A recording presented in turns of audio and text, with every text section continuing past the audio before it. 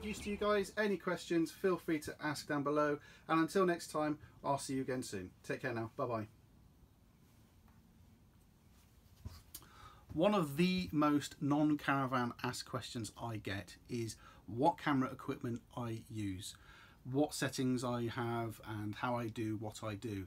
So I thought, well, today's video will be focused purely on my camera kit, and I'll show you exactly what I carry around in my camera bag and give you some ideas and recommendations on cameras that you should purchase and you should have a look at if you're interested in starting up some vlogging. So let me finish up here, we'll get back home and I'll put everything on the carpet and show you what's in my bag. This is my camera bag, and this is a fantastic bag actually. It took a bit of finding, to be honest with you, but it's made by Lowepro. Link to this is down below. I think this is probably the best bag for me because it's got a huge clamshell area in here, which I'll go to in a minute, but it's also got some huge pockets at the top which you can stick any amount of junk in there as well. But what's really good about it is you can also stick your laptop in the side compartment here as well. That's pretty useful for carrying your laptop. It means that with your laptop, your camera, chargers and other bits and bobs in the main compartments, you've got your whole editing suite in a rucksack. I'll go through some of the other pockets in a minute. There's just junk in there at the moment, I think, so we'll go through those in a moment. But let me open up the main clamshell and show you what I carry around with me. So let's start at the beginning. The camera. This is the camera which I'm using. It's a Canon 80D and I find it incredibly useful, certainly for what I do. It's got a touch screen here which you can touch in and zoom into as well. You can see that I'm using the iPhone there to record on. It's fantastic for everything that I need to do. It records in 1080p. It doesn't do 4K, but then for what I record, it doesn't need to be. It's a fantastic camera, really, really, really good. The lens I'm using on there at the moment is an 18 to 135 mm f3.5 lens. That's the workhorse lens. That's the one I use most of the time. I do have some other lens options as well. For the time lapses, I use this one, which is a 10 to 18 mm lens. Gives me a really nice wide angle view. Not very good for vlogging with, to be honest with you, because it just distorts everything it can see. I've also got a 50mm prime lens, and this is a 1.4 prime lens. It's pretty good. Not much use for video work, I'll be honest with you, but it's a pretty capable little camera lens anyway for taking beautiful pictures with. So I have that in the bag as well. Now, as good as the DSLR is for its video coverage and obviously taking pictures, the one thing it's pretty rubbish at doing is audio. So for that purpose, I have an external microphone.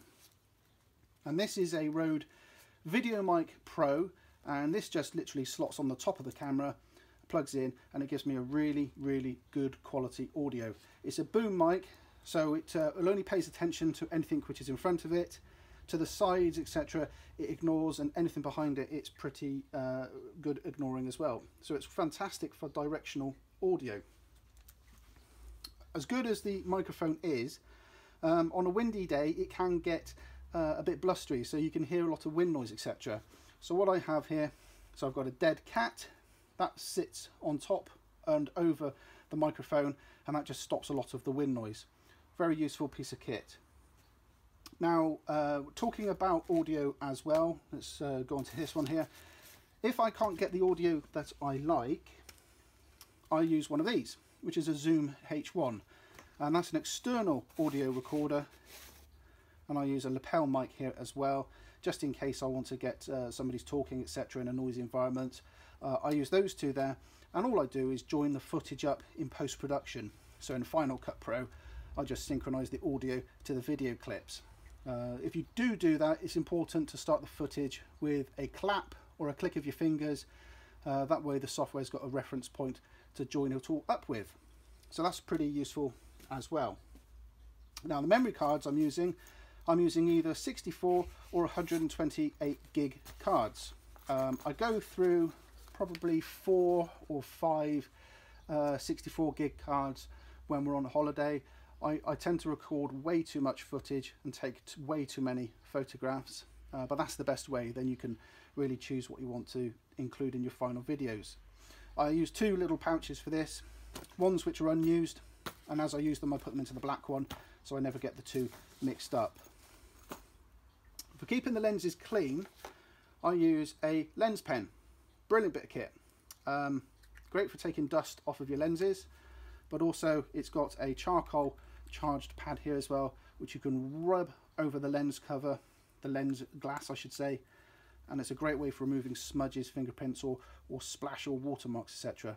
Very useful piece of equipment. I have a few of these, but I always make sure I carry at least one with me in the bag. Now I use some filters as well. I've got a circular polarizing filter and a variable ND filter. If you're not sure what those are, I suggest you go and Google or go and look on YouTube for what these filters actually provide you. I use them on very bright sunny days because that's when you need to use these types of filters, and that's it. Now I use some other cameras as well, and for those that saw my Tewkesbury footage, they would have seen me using this camera a lot more, and I can honestly say I hate this camera. I think the quality of the footage that comes out of it is terrible, and it looks nothing like the quality which I so badly desire. So this is really just a backup camera. It's good because it's lightweight and it's very easy to transport around, but it's not much use thereafter that. The reason I'm using this as my backup camera is because my actual vlogging camera, which is this one here, is very broken, as you can see. This is a Canon G7x Mk I, and I dropped this camera, and it really upset me actually, because this is probably the best camera that I could ever had for vlogging. It had a touchscreen self pull-out screen so you could see yourself in your own footage.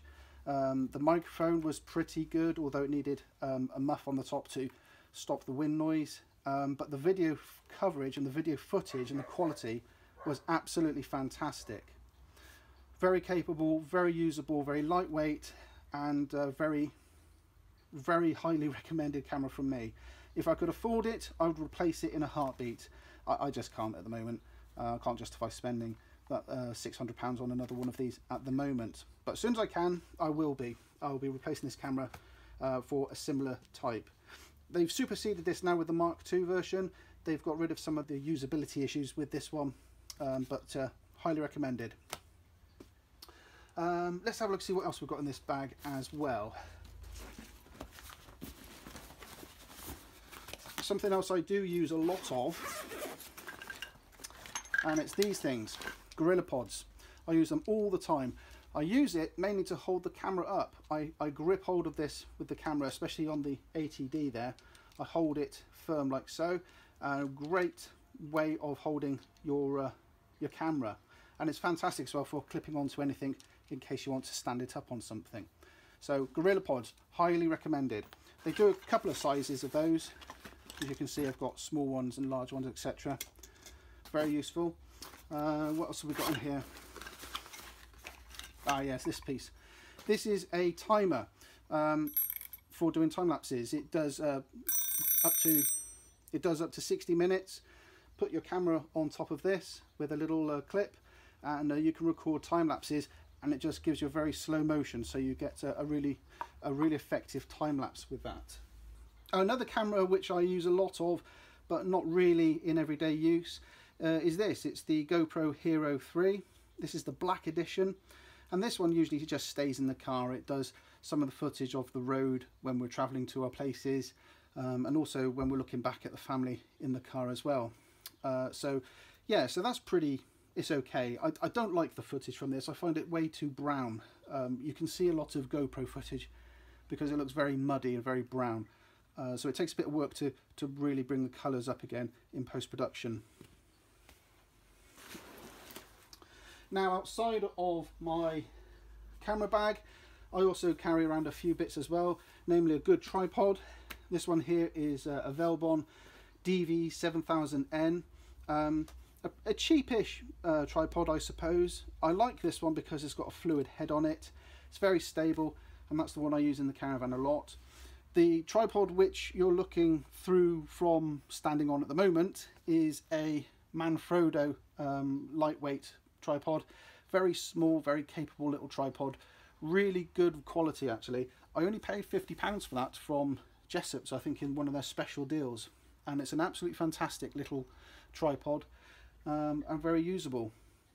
Now, when I'm in the caravan and it's particularly dark, I do need extra light. And so I've got one of these. It's an LED panel light. And that gives a really nice amount of light when I'm filming in the caravan. Hope you can see that okay. It comes out as white and yellow at the same time, so it's got different colour temperatures to it. Really useful, especially when I'm in the caravan and it's a bit dark, because you do need lots of light. Now, we're talking about light, and when it's dark, I also have a reflector as well, an 80cm reflector, and I use this one for when I want to get some natural light in and around the caravan. Very useful, this, to have around. Bit bewildering to try and clip it and hold it in place at the same time as videoing yourself, but it's very useful anyway. For each camera that I've got here, I carry around at least 3 batteries. All the batteries are numbered. Let me just pop this one out here. All the batteries are numbered. This one is number 2. I keep at least 3 of these around, and I keep them on constant charge as well, so I always have 3 charged batteries wherever possible. It's a good idea to keep on top of battery maintenance as much as you possibly can. Oh yeah, and the footage that you just saw, by the way, everything that you've just seen was recorded on my phone, like so. So yeah, your phone is pretty useful as a vlogging camera as well. So there we go, guys, that's it from me today. I hope that everything that I've shown you has been of interest. I've put a link in the description below to all of the products that you've seen today. Some of the things that you may not have even thought about, like, you know, the lens cleaning kits, etc. Very useful, very handy to have around. And also a link to the cameras which I have shown you today as well. That's all in the description below as well. So I hope it's been useful for you. Not a caravan related, but I do get this question quite a lot over what camera kit I'm using, and you know, how do I get the footage that I get. So I hope this has been some way to helping you understand the kits that I'm using right now. Now, there are a few other bits and bobs which I've got as well, which I haven't included in this video. I've got a slider, which you will see in a few weeks' time, because I've just done a project with that slider as well. And I've got a steady cam, which I won't show to you because I don't recommend it. It's a load of rubbish. You get a gust of wind and it just blows the camera around, and it's very difficult to keep it on track. So there we go. That's everything that I have. Hope it's been useful for you. Any questions, feel free to ask. And until next time, I'll see you soon. Take care now. Bye-bye.